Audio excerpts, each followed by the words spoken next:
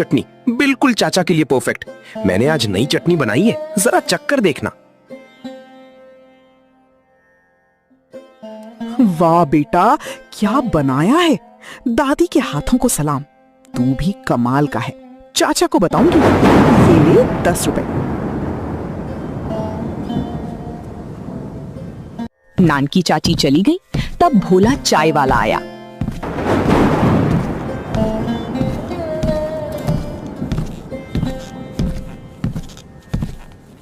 रवि सुन मेरी बात, चाय के साथ अगर तेरी दही पूरी मिल जाए तो कहीं का नहीं छोड़ता।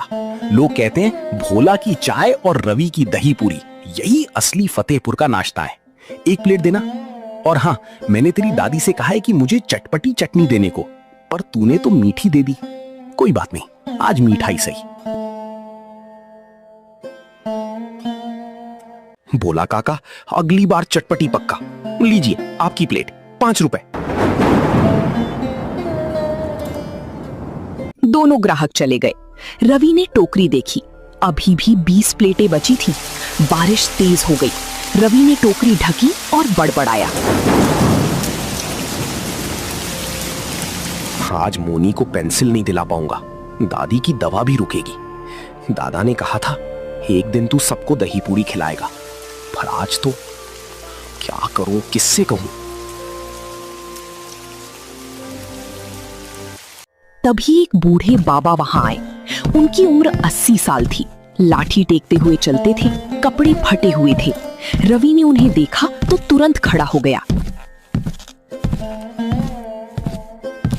बेटा, मुझे भूख लगी है, मेरे पास पैसे नहीं हैं, बस थोड़ी सी दही पूरी खिला देगा, मैं बदले में तुझे आशीर्वाद दूंगा। मैं कोई साधारण बाबा नहीं हूँ बेटा, मैं गांव के मंदिर में पूजा करता था पहले, अब बूढ़ा हो गया हूँ, कोई पूछने वाला नहीं।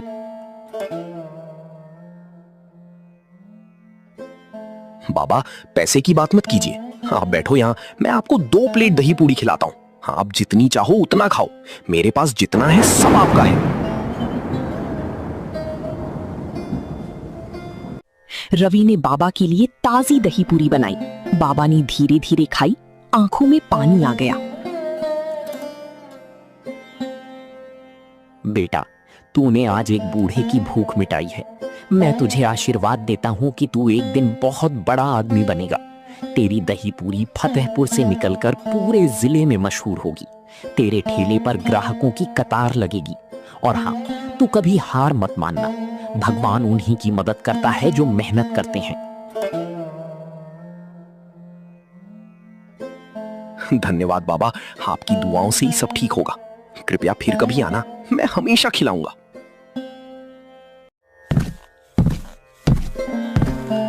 बाबा चली गई, लेकिन उनकी बात रवि के मन में बैठ गई। उसने फिर से ठेला संभाला। बारिश में भीगता हुआ रवि शाम को घर पहुंचा। खपरेल की छत से टप टप पानी टपक रहा था। दादी चूल्हे पर रोटी बना रही थीं। दादा खाट पर लेटे थे। मोनी दरवाजे पर बैठी राह देख रही थी। उसने रवि को देखा तो दौड़ती हुई आई। भैया भैया बताओ ना, बिक गया सब? आज कितने पैसे बने? दही पूरी सब बिक गया क्या? मैंने तो सारा दिन सोचा कि आज भैया के ठेले पर कितने ग्राहक आए होंगे। नहीं मोनी, सब बचा है। आज सिर्फ 15 रुपए बने। नानकी चाची आई, भोला काका आए, बस इतना। बाकी तो सारा का सारा बच गया। मैंने बूढ़े बाबा को मुफ्त में खिलाया, वरना बस 5 रुपए और बचते। कोई ना भैया, कल ज्यादा बिकेगा। तुम्हें पता है, मैंने आज दादी से कहा कि भैया बहुत मेहनत करते हैं। दादी ने कहा तुम्हारा भैया शेर है, और मैंने तुम्हारे लिए पानी गर्म किया है, जल्दी जाकर नहा लेना, नहीं तो बीमार हो जाओगे। रवि का दिल टूट गया। वो दादी के पास गया और खाट पर बैठ गया। दादी, कल से मैं ठेला नहीं लगाऊंगा, कोई ग्राहक नहीं आता। बारिश ने सब खत्म कर दिया। अब मुझसे नहीं होगा, बेहतर है किसी के घर मजदूरी कर लूं।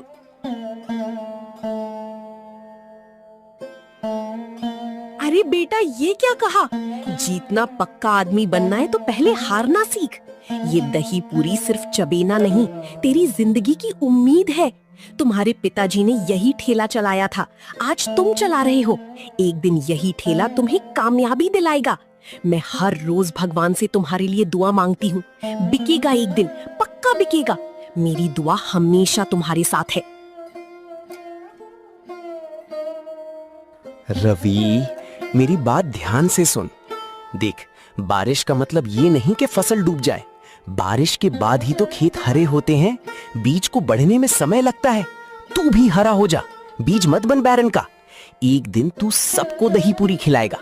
मैं बूढ़ा हो गया, पर मेरी आंखों में अब भी वो दिखता है जब तू एक दिन बड़ा आदमी बनेगा। मेरी विश्वास रख बेटा, मेरी दवा छोड़ दे, तू अपना धंधा मत छोड़। दादी, दादा, आप लोग सही कहते हैं। मैं हार मानने वाला नहीं हूं। अगर आप लोगों ने मुझे हौसला ना दिया होता तो मैं तो टूट जाता। चाहे बारिश हो या बाढ़, कल फिर ठेला लगाऊंगा, पक्का। भैया, आप दुनिया के सबसे अच्छे दही पूरी वाले हो और मैं आपको कभी रोने नहीं दूंगी। चलो अब खाना खाओ, मैंने तुम्हारी पसंद की दाल बनवाई है दादी से। रवि के आंसू पोंछते हुए उसने दादा दादी की बात मानी और ठान लिया, चाहे बारिश हो या बाढ़, कल फिर ठेला लगाएगा। सुबह 5 बजे फिर से काले बादल। रवि ने दादी से पूड़ियां बनवाई, दही मटके से निकाला, चटनी तैयार की, टोकरी सजाई। दादी ने हाथ जोड़कर दुआ दी। रवि ठेला लेकर चल पड़ा। 5 घंटे बीत गए। बारिश हो रही थी, एक भी ग्राहक नहीं आया। रवि पेड़ के नीचे बैठा था, टोकरी भरी थी, दिल खाली था।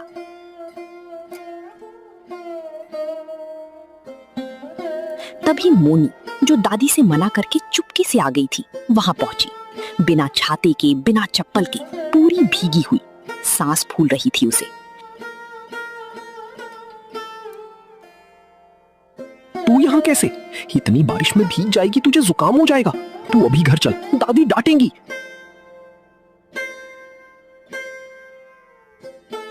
भैया, आज भी नहीं बिका क्या? मैंने दादी से कहा कि मैं देख आऊं भैया को। दादी ने मना किया, पर मैं चुपके से निकल आई। मैं बहुत दूर से देख रही थी, कोई ग्राहक नहीं आया। सच बताओ भैया, आज फिर से कितने पैसे बने?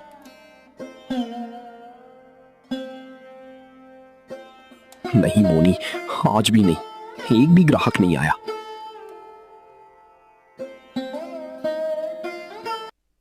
भैया, तुम रोते हो क्या? तुम्हारी आंखें लाल क्यों हैं?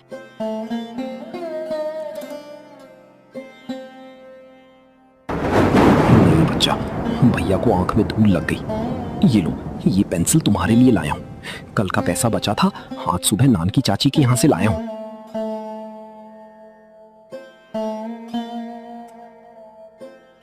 तुम पढ़ना, बड़ी बनना, मैं तुम्हारे लिए कुछ भी करूंगा।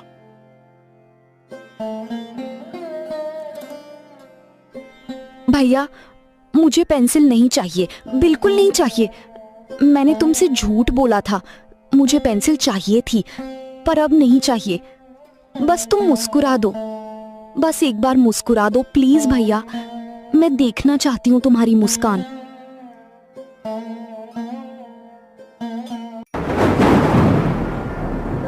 रवि ने मोनी को अपनी गोद में बिठाया और मुस्कुराया, लेकिन उसकी आंखों से पानी बहता रहा। बारिश और आंसू दोनों भिगा रहे थे उसे।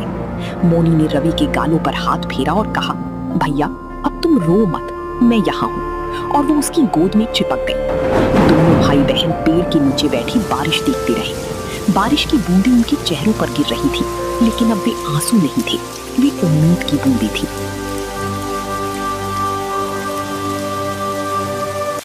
उधर अमन की पत्नी राधा उसकी टपरी पर आई।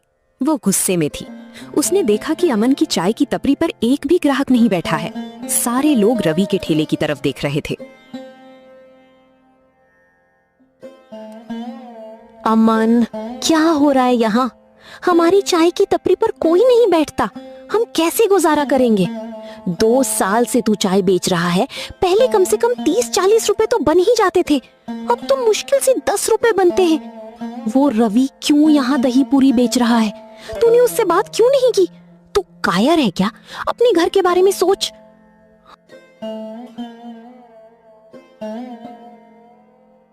तू चुप कर राधिका, मैं सब समझता हूँ। वो रवि वो यहाँ से हटेगा।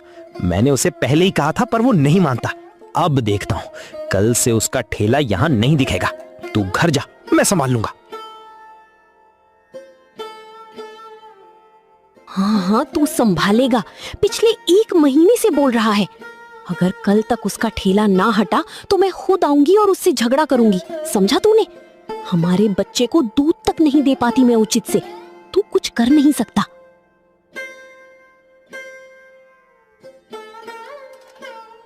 राधा चली गई। अमन ने गुस्से से रवि की तरफ देखा। उसने मन ही मन सोचा, कल पक्का उसका ठेला हटाऊंगा, चाहे कुछ भी करना पड़े। उसने एक कुल्हड़ पटक दिया और चुपचाप बैठ गया। तभी एक काली स्कॉर्पियो आकर रुकी। गाड़ी से उतरे अधिकारी अजय सिंह। उन्होंने रवि को पेड़ के नीचे बैठे भीगते हुए मोनी को गोद में लिए देखा। उनके चेहरे पर दया और सम्मान दोनों थे। वो सीधे रवि के पास गए।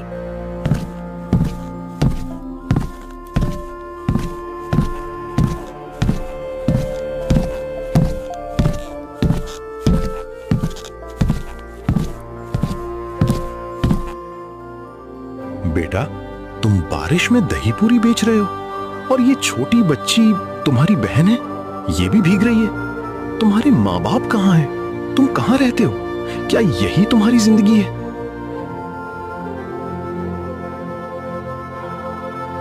जी सर, ये मेरी बहन है मोनी। हमारे माँ बाप नहीं है। दादा बीमार है, दादी घर पर है। हमारे पास कोई और सहारा नहीं है। दादी की दवा, घर का खर्च, मोनी की पढ़ाई सब इसी ठेले से चलता है सर।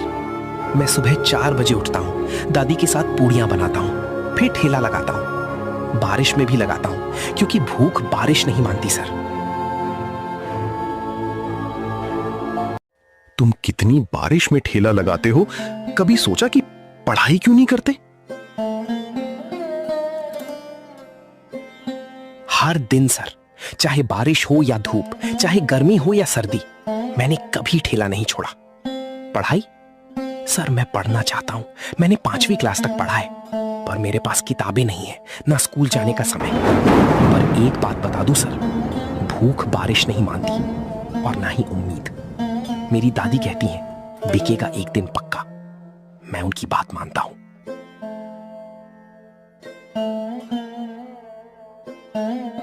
बेटा, तुमने आज मुझे जीत लिया। इतनी छोटी उम्र में इतना सब कुछ झेल रहे हो, फिर भी हौसला नहीं हारे। मुझे गर्व है तुम पर। ये लो 100 रुपए और ये मेरा कार्ड है। कल मेरे दफ्तर आना, स्कूल रूम नंबर 7। मैं तुम्हारी पढ़ाई की पूरी व्यवस्था करूंगा। फीस, किताबें, यूनिफॉर्म सब मुफ्त। तुम सिर्फ आना। और हाँ, 2 प्लेट दही पूरी देना। मैंने आज तक गांव में इतनी अच्छी दही पूरी नहीं खाई। रवि की आंखों में चमक आ गई। उसने अपनी गोद से मोनी को उतारा, 2 प्लेट दही पूरी बनाई, प्यार से अधिकारी सिंह के सामने रखी। अधिकारी सिंह ने खाई और बहुत सराहना की। फिर वो चले गए।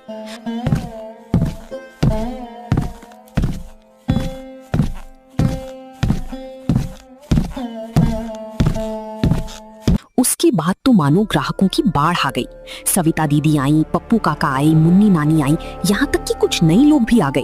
सबने रवि की दही पूरी खाई और तारीफ की। रवि मुश्किल से प्लेटें लगा पा रहा था। उसकी टोकरी आधी से ज्यादा खाली हो गई।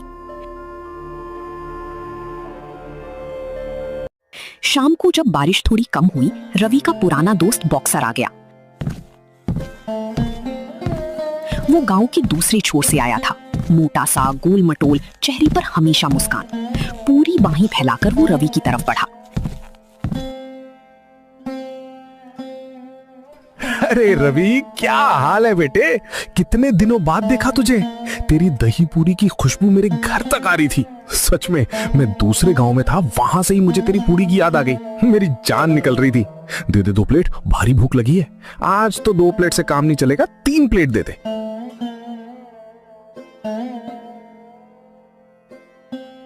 बॉक्सर भैया, आप कब आए गांव में? मुझे तो लगा आप अभी दिल्ली में ही होंगे। बहुत दिनों बाद आपको देखा। लीजिए, आपके लिए 3 प्लेट दही पूरी और हाँ, चटपटी चटनी जैसी आपको पसंद है। कल ही आया हूं। अब तेरी दही पूरी खाए बिना तो नींद ही नहीं आती। वाह, क्या बनाया है रवि। दादी के हाथों को सलाम। तू तो किंग है। बोल, कैसा चल रहा है धंधा? कितने ग्राहक आ रहे हैं? मैंने सुना तूने बहुत नाम कमा लिया है। रवि ने तीनों प्लेटें बनाई। बॉक्सर ने मिनटों में खत्म कर दी। तब रवि का चेहरा उतर गया। उसने धीरे से कहा, बॉक्सर भैया, कल से मैं ये ठेला नहीं लगाऊंगा। मैंने सोच लिया है, अब नहीं चलता।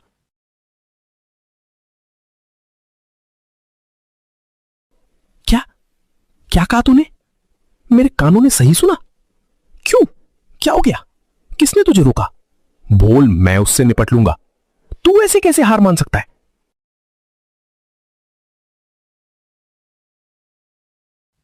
वो अमन भैया, जिनकी उधर चाय की टपरी है, उन्होंने कहा है कि अगर कल भी ठेला लगाया तो ठेला तोड़ देंगे। उनकी पत्नी भी आई थी, बहुत गुस्सा कर रही थी। भैया, मैं तो अनाथ हूं, कोई लड़ने वाला नहीं, डर लगता है। अरे बच्चे, तू बिल्कुल डर मत।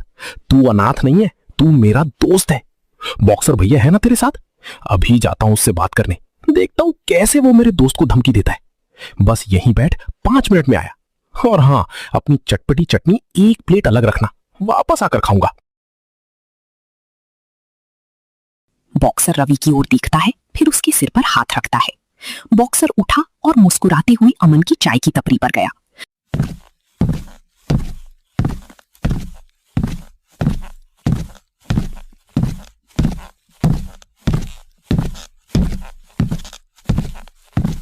अमन देखते ही सहम गया। बॉक्सर का बदन देखकर उसके हाथ कांपने लगे। बॉक्सर ने बिल्कुल शांति से एक कुल्हड़ मांगा और अमन के सामने बैठ गया।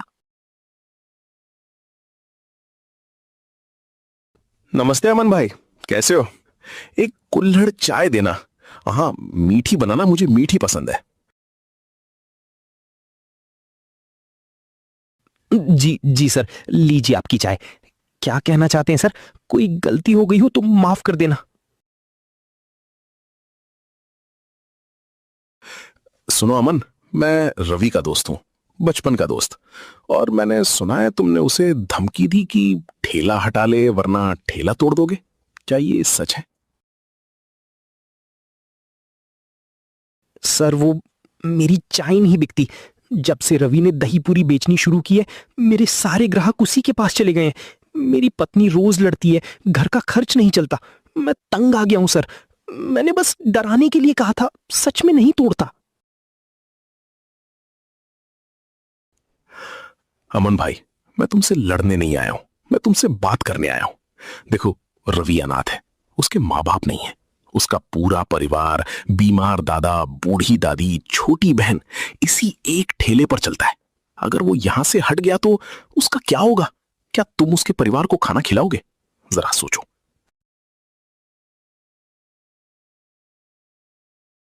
पर सर, मेरी चाय। बॉक्सर भाई, आप सही कह रहे हैं। मुझसे बहुत बड़ी गलती हो गई। मैं अंधा हो गया था जलन में। मैं खुद रवि से बात करूंगा, वो यहीं ठेला लगाएगा। और आपको 2 प्लेट दही पूरी मेरी तरफ से खिलानी है, बोल देना उससे। बस यही तो सुनना चाहता था अमन भाई। तुम बहुत अच्छे हो। देखना, अब तुम्हारी चाय भी खूब बिकेगी। और हां, रवि को कुछ मत कहना, मैं खुद उसे बता दूंगा।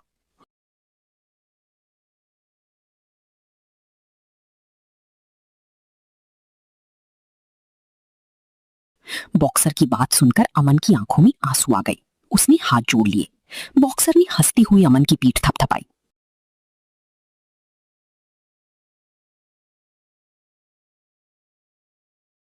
अगले दिन गांव के सरपंच चौधरी साहब भी रवि के ठेले पर आए।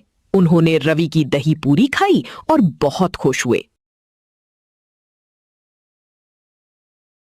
रवि, तूने आज गांव का नाम रोशन किया है। अब से हर त्योहार पर तेरा स्टॉल लगेगा और गांव की तरफ से तुझे 500 रुपए की मदद भी मिलेगी।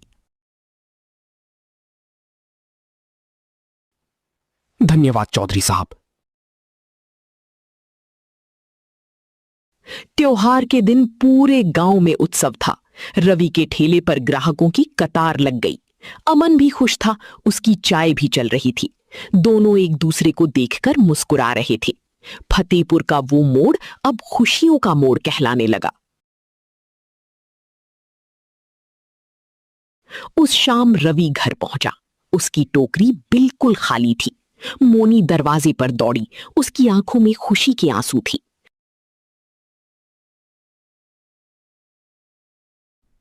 भैया, बताओ ना, बिक गया सब? आज तो मैंने दूर से देखा, बहुत भीड़ थी। बताना जल्दी।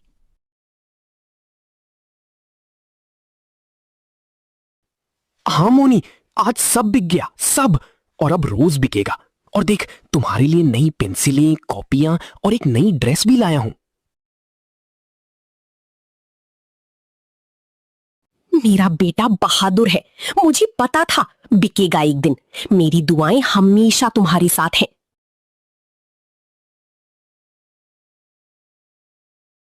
रवि, सुन ले, जीतना आसान नहीं होता, मगर हार मानने से तो मुर्दा हो जाता है। तूने जीतना सीख लिया, अब बस आगे बढ़ते जा। और हाँ, मुझे भी एक प्लेट दही पूरी दे, आज तेरी खुशी में।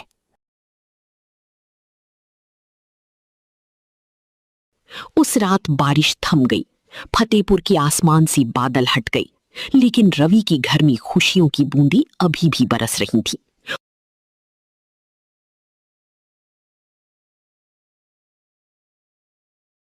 रवि ने सोचा, काश पापा होते तो आज उन्हें भी गर्व होता। तो दोस्तों, ये कहानी थी फतेहपुर की रवि की। बारिश सिर्फ मिट्टी सींचती है,